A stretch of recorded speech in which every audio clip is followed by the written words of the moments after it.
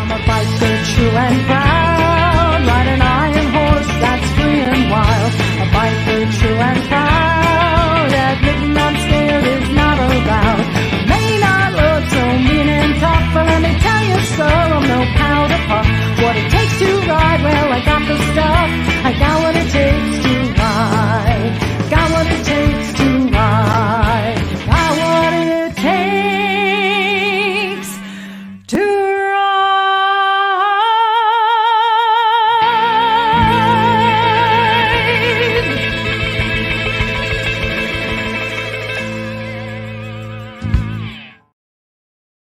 Welcome back to another episode of It's Never Too Late, where we believe it's never too late to follow your dreams, have some fun, or start something new. You are looking more and more dapper every time we do a show. Look at you. Yeah. He cleans up pretty good for a biker, doesn't he? Oh, we got to get ready for different trips and make sure your clothes yeah. Wait a couple of weeks. You're going to be hearing about a trip we're going to go on. We're going to take you along with us on that trip. Instead of just talking about it, you're going to be on the road with us. So we're looking forward to that. More to come on that in another couple of weeks. fit. Yep. And So where did we finish last week? We were talking about Pennsylvania and West Virginia, and I think we have to finish West Virginia. well, West Virginia had some of the most amazing roads and the toughest road I have ever ridden. You're going to talk about that. Yeah. Getting to that little cabin, right? Well, it was one of those trips Bob planned, and we were getting to Lost River State Park, and they had a little cabin for us. There were, I think, 5 or 6 of us, and they had a few rooms. So we rented the cabin. It had a kitchen, and it's a really great economic way when you're traveling with other people is to rent these cabins on state parks.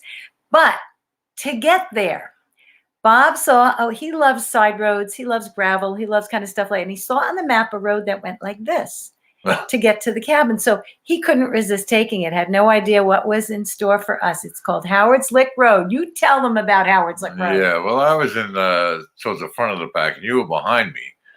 And I always keep an eye on her. I look in my mirror, make sure she's there and she's not having any issues. Well, this road, every 20 feet has a turn, and it was steep. And to go to the edge of the road, it was a drop off, and it wasn't like, wide enough for 2 cars to pass. So I was constantly looking in my mirror, watching where I was going, looking in my mirror. It was crazy. So when I got to the top of that, I was a little upset with Bob, and everybody else seemed to enjoy the road, but they weren't looking for somebody behind them. I figured Bob would never take me on a road that I couldn't handle, but when I found out later was he had no idea what was in store for the road. It was at a 45-degree angle, and you'd have to make sharp right turns like this. And on a motorcycle, one of the most difficult maneuvers to make is a sharp right turn going uphill. Well, this road was full of it. There was, like he said, room for 1 car, even though it was a 2-lane road, and there was no guardrail. And we're going up, and it just went straight down.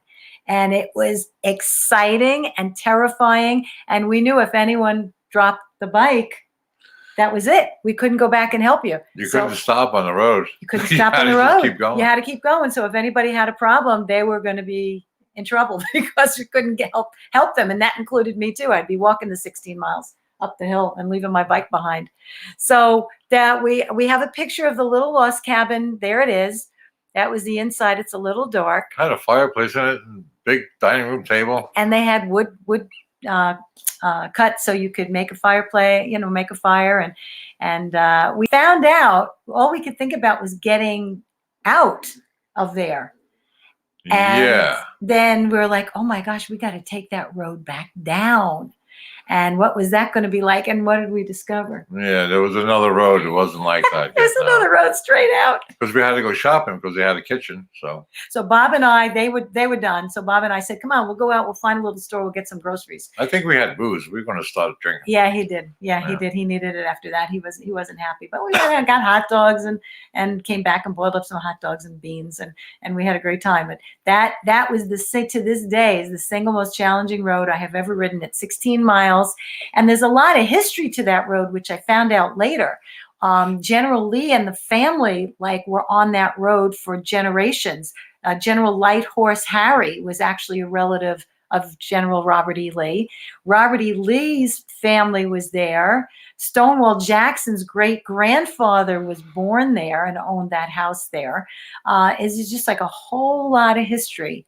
But the best part of West Virginia was, for us, was the roads and the riding. Well, there was that one road. I thought I was in a painting with the farm on the right side. It was up on a hill. You could see the silo, and the grass was so green. It had a white picket fence. It was just like something from a painting. It was, what a beautiful road. Yeah. And of course, it came down the hill and turned and went up a hill. Oh, it was gorgeous. Yeah, I think that's when Bob, when we got to that, put his arms out and went, ta-da, here we are, and we're following him. And it was some kind of dam or something that we stopped at, too.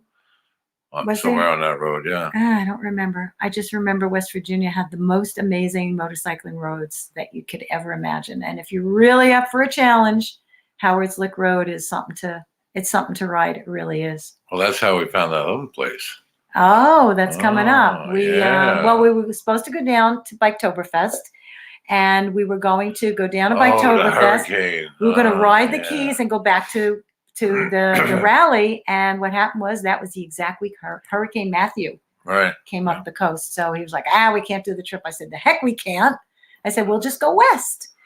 So I called the guy who we rented the house from to find out if it was, flooded or not. If the house was still standing. Yeah. Yeah. And by the time we got in touch with us, we were already on the road. So we figured we'd just go a little further west and we'll maybe hit Tennessee or whatever, and, investigate what's out there. So we're riding along and we're getting cold, and he needed a cup of coffee. So we get into this little town. Oh, wait. What? Did I That skip road. something? What? Dottie is the one that told us about that road. Again, He in said West take, Virginia. 29 to 51 or whatever it was. So we're going down this road. It's beautiful tree lined, twisty turnies and hills, and it's a gorgeous road. And it's a low speed. You're talking about 35, 45 miles an hour. Well, like she said, I wanted a cup of coffee. So we saw a little tiny town, and we stopped to get coffee.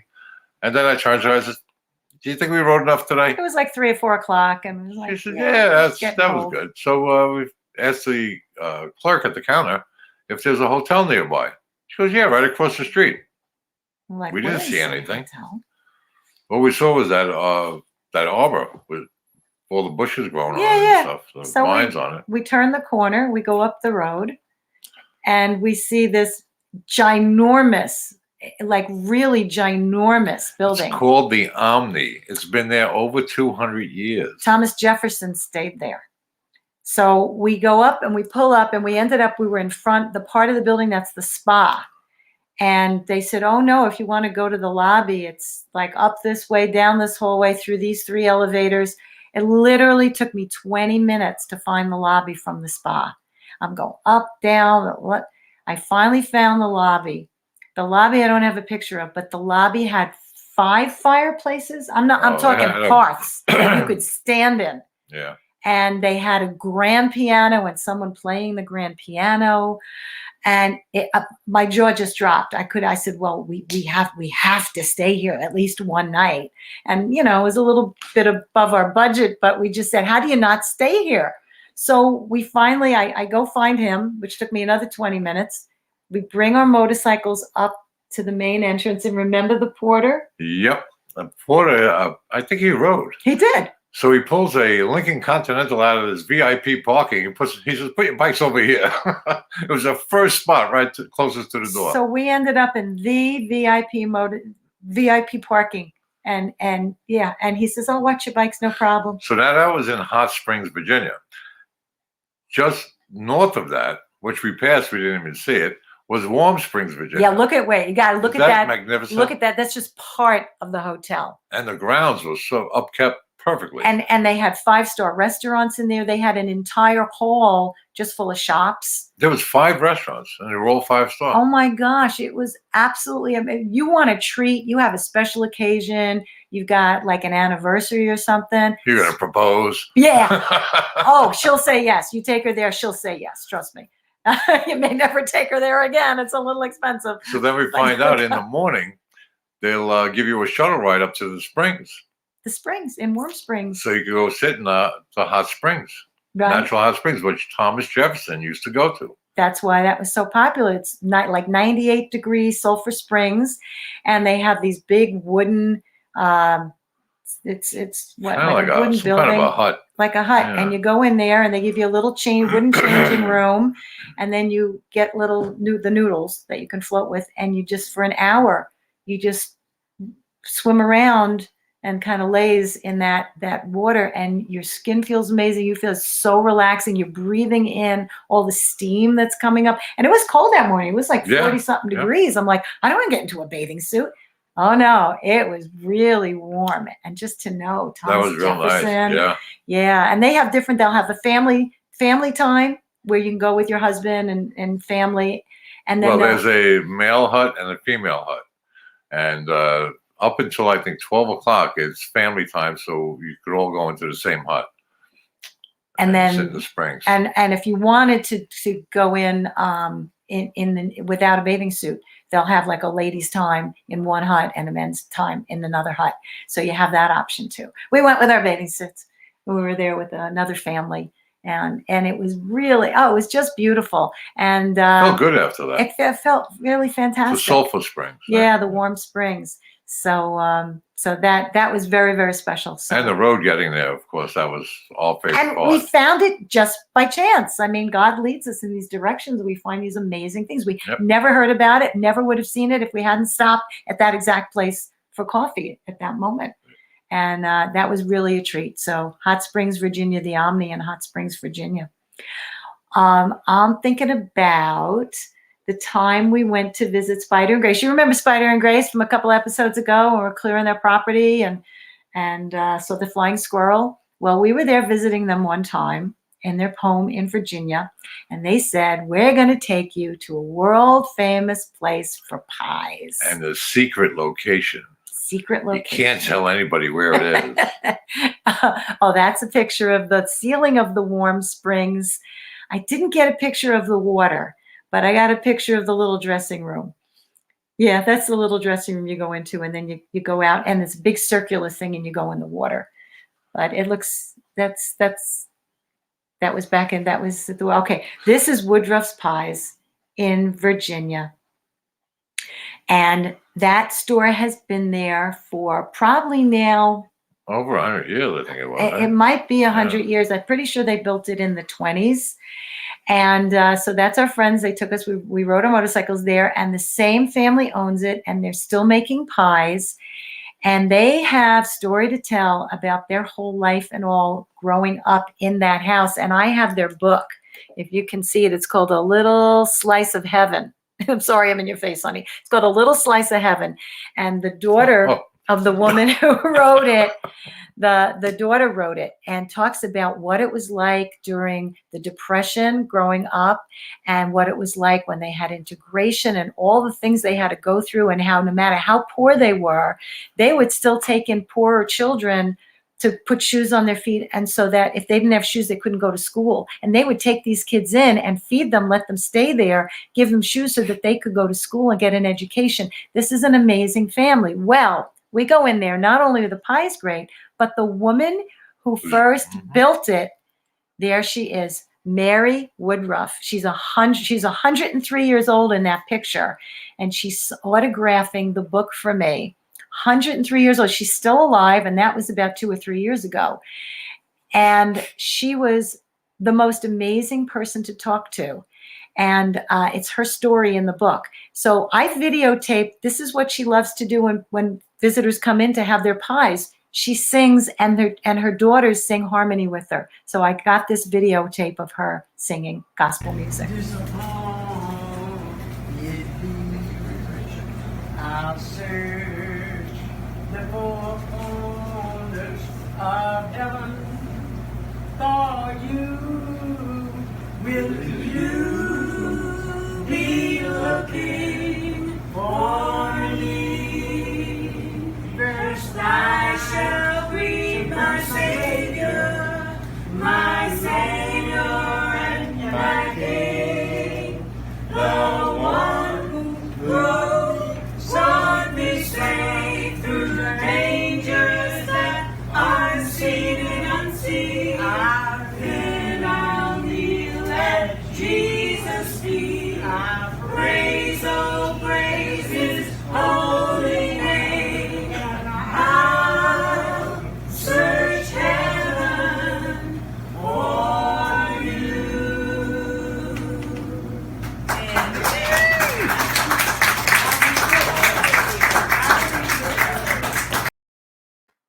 Look at that, 103 years old, still singing, having a good time. Maybe that's the key to getting older. Just singing and having a good Singing, time. yeah. If there's ever an inspiration for It's Never Too Late, Mary Woodruff is it. And the pies were outstanding. Oh, they make them fresh right there, and they did this one. It was a sweet potato pie. Remember, it was Oh, like yeah. a little pocket with the sweet And potato. apple and chocolate, all my kinds God! And they of make pies. lemonade, Great. fresh lemonade, and it's just as if you can find it on the map.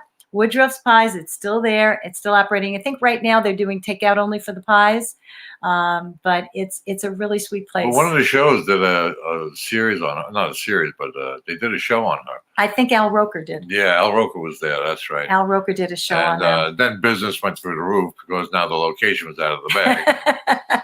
I really don't remember the town it was in, but Yeah. it's somewhere in the middle of Virginia, and it's a great place if you find it. It's got so much history, and the book. I don't know. You can probably order the book online. It's called A Little Slice of Heaven by Angela Woodruff Scott, and it's a really it's a good historical book on what it was like growing up in Virginia 80 years ago, and what she went through with segregation. It's a fabulous book. We're talking about gospel singing. When we go to Charleston, we love that area, Charleston, South Carolina. We always like to take a plantation tour. They've got so many plantations from the Old South. There's our friends Dottie and Mike again. We went with them, and this was Boone Hall Plantation, and they are known for their beautiful flower gardens. They have a fabulous mansion that you can go through, and you can walk along what the plantation was like. I mean, some of it's a little bit in ruins now, but they had, that's the slave quarters. And it was a house where one or two families would live in there. And when we went in there, they had a woman making the straw baskets that they're so famous for down in the Carolinas. And she was dressed in the traditional garb, and she would tell you a bit about what life was like back in those days. And she and I got to talking, and we found out we both sing gospel music. And she sings in her church, and I sing in mine. So I thought, well, what's a song that we would both know? That's us standing on the front of the mansion with all those beautiful, it reminds me of 12 Oaks and Gone with the Wind, right? All those beautiful trees lined up as you come the entrance to the, I think to those the were mansion. live oak trees. I think they were live oaks, oaks, which yeah. they live like thousands of years, they say. So so I said to her, do you know Amazing Grace? And she said, of course.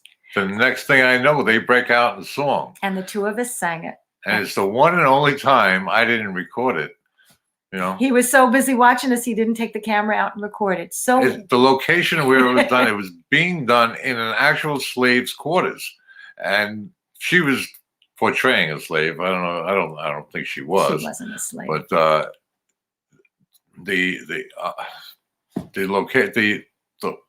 Yeah, that's how he was that day. His jaw dropped, and he didn't know what to make of the whole thing, and he was just listening like, I can't believe this is happening. the voices resonated in that building. And, It was and just she beautiful. sang harmony I started the song, and she started in with harmony, and it was just a really beautiful moment. So what we're going to play for you instead of that, I'm going to play for you a recording that I did of Amazing Grace. It's got a jazz arrangement by a good friend of mine, Paul Johnson.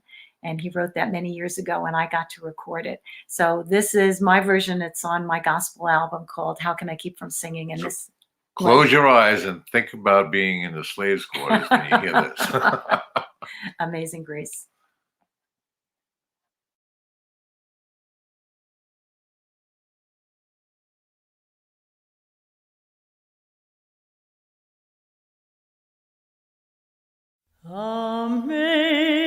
Amazing grace, how sweet the sound that saved a wretch like me.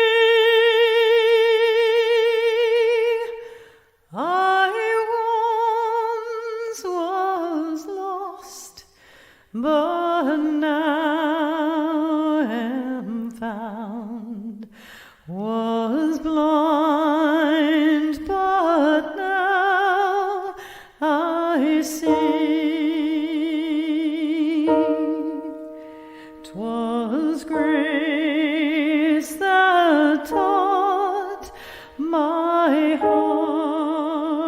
to fear, and grace my fears relieved. How precious did that grace appear the hour I first believed. The Lord has promised good to me. His word my hope secures.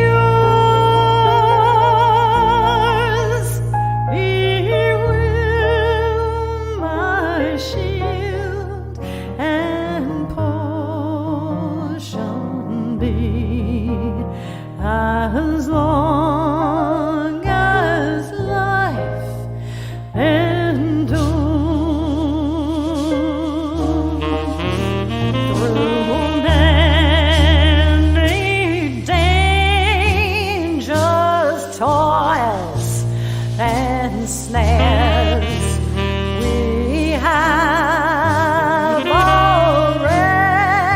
already come. His grace has brought me safe thus far, and grace will lead me home. When we've been there 10,000 years, like shining as the sun, we've no less days to sing God's praise than when we first begun.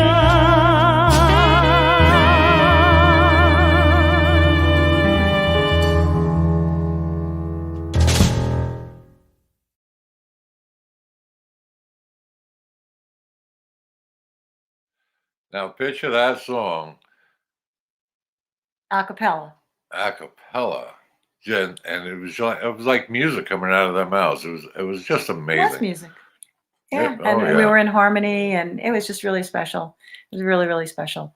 So you could see why I was a little lost for words. He didn't think to take out his camera, but that's okay. We played the other version. Yep, that works. So one of the things we like to do is see the caverns. There's a lot of them all around the world, the country. We've got the Howe Caverns upstate New York, and you've got the very, very famous Luray Caverns in West Virginia. Or is it Virginia? I think it's West Virginia. I think it's West Virginia. Yeah. And that's down in the below. You got the stalactites and the stalagmites. The stalagmites build up from the bottom, and the stalactites come down from the top. And it's nice and cold down there, and it's wet, and it's just really thrilling to see. Now, here's a special picture, because if you see that picture of me there with the eggs, those forms that look like fried eggs. And I remembered that so well, because when I was a little kid, well, not little, it was 1970, so I was, yes, well, I was, I was long younger time than I ago. am now. I went there with my parents, and we have a picture of me. Hopefully we have a picture of me from there we are. That's me in the same exact spot in 1970 with the same fried eggs and me and my glasses, and 1970, I figured out that picture was. So when I saw the eggs, I said to Curtis, I remember I was standing on this side of the eggs. It's a little dark, but I said, you got to take a picture of me that many years later, looking at the eggs in the Luray Caverns. Now, there were pools of water down there also, Mm-hmm. which were pretty cool, but there was something that was absolutely amazing. Remember? What? It was a lot of The- amazing things. The organ. Oh, How could you organ. forget the Oh organ? my gosh, yeah. the organ played against the Stalactites. somehow it tapped again. It was just, Everything has a frequency, a vibration, and they hooked up the pedals and the keys from the organ to the stalactites, and it vibrated the frequency through those. it was amazing. Yeah, that was, you're right. That was the most amazing. It's worth going there just to see that. Very cool, the Luray Caverns. And if you noticed in the picture of me in 1970, I was touching it because they said if you touch it, it will polish it up and it'll be even smoother. Now, in the second picture you saw, I wasn't touching it. And that's because they realized if you touch them, they stop growing. There's something about the oil on your fingers, and you're not supposed to touch them. So that was a big difference between that many years ago and now. That was a hot day, so it was nice and cool down there. We enjoyed that. But when we came out, right next door was a car museum. Yeah. And we had to go in there. Oh, you could get lost there. Of course, cars, trains, boats. Yeah. Toys. Yeah. Couldn't get him out of it. Couldn't drag him out of that museum. But they had all these antique cars. They had electric Lincoln. cars in there from I think it was the 30s or something. It was amazing. Yeah. Horse and carriage days and I think it was- how the transition into automobiles. Yeah, it was like the Carriage Museum or something. It was right next to Luray Caverns on the same piece of property. They had that. So that was a really cool thing to look at. Too bad you can't sit in them. Well, we're getting the signal that we are almost done with this episode. We have, you know what I want to show? We have a minute left. I want to show the pictures of us sitting in the rain on the Blue Ridge Parkway. Curtis hates riding in rain. He was not happy that day. We were on a very hilly road in the autumn, and he was not happy. There we are at the bikes, waiting for the rain to let up a little bit, and there were wet leaves. And that's where we're going to leave you for this week. We're going to leave you there for this week, but that was us in the rain. Hopefully we don't have to do that again. We'll leave more time for this trip coming up. So God bless. We'll see you in another week, and we got a trip coming up soon, and you're going to see about that. God bless. Take care. And remember, never say no to an opportunity. Always say yes. There was a dream, such a dream, just a staring at me, the stage on which I will be singing my songs. Yes, I know.